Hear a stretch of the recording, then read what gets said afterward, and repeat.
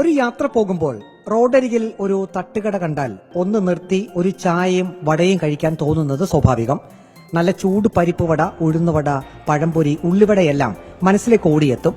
20 രൂപ പോക്കറ്റിലുണ്ടെങ്കിൽ ഒരു ചായയും പഴംപൊരിയും കഴിക്കാം.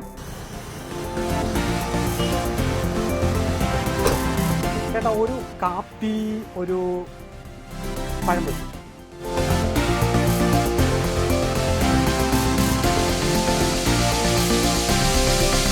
വാണിജ്യ സിലിണ്ടറിന്റെ വിലയിൽ വർധനവ് വന്നിട്ടുണ്ട്.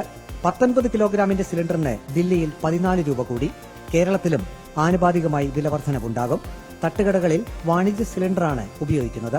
ചായയ്ക്കും കാപ്പിക്കും 10 രൂപ എന്നത് 15 രൂപയാക്കിയാൽ നല്ലതായിരുന്നുവെന്ന് തട്ടുകടക്കാർ ചിന്തിക്കുന്നത് സ്വാഭാവികം. കഷ്ടത്തിലാകുക സാധാരണക്കാരെ സംബന്ധിച്ച് 20 രൂപ ഉണ്ടെങ്കിൽ അനുഗ്രഹം.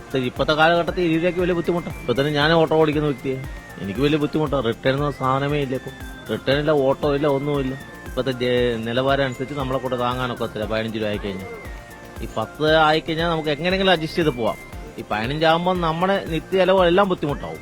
മൈദയ്ക്ക് കിലോഗ്രാമിന് 47 രൂപ, പഞ്ചസാരയ്ക്ക് 44 രൂപ, ഉഴുന്നിന് 155 രൂപ, വെളിച്ചെണ്ണയ്ക്ക് 146 രൂപ, പാം ഓയിലിന് 98 രൂപ.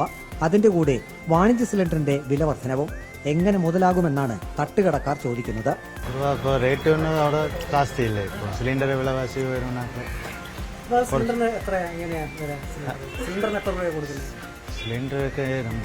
எல்லாத்தையும் நம்மளால மேடிக்கும். சிலிண்டர் நம்ம வீட்டில் கேஸ் அடுப்புனாலும் சிலிண்டர் விலைவாசி வருது.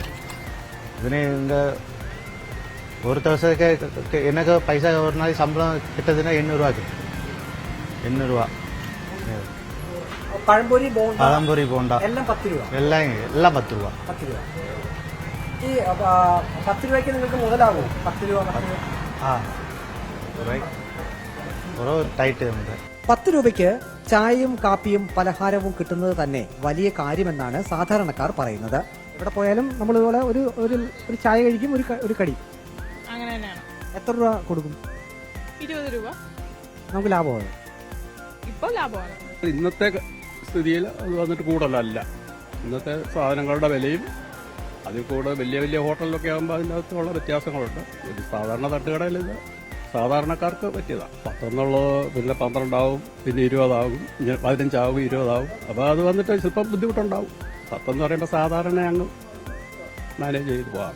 വാണിജ്യ സിലിണ്ടറിന്റെയും മറ്റ് അവശ്യ വസ്തുക്കളുടെയും വില വർദ്ധിക്കുമ്പോൾ തട്ടുകടയിലെ ഉൽപ്പന്നങ്ങൾക്കും വില വർധനവുണ്ടാകും. സഹിക്കേണ്ടത് പൊതുജനം. സൂപ്പർ കാപ്പി, ഉഗ്രൻ പഴംപൊരി 20 രൂപ അല്ലേ? 10ന്റെ ഒരു നോട്ട്, 5ന്റെ 2 നോട്ട്. ഓക്കെ അല്ലേ? പക്ഷെ ഈ വിലക്കുറവ് ഇനി എത്ര നാൾ എന്നുള്ളത് കാത്തിരുന്നതാണ്.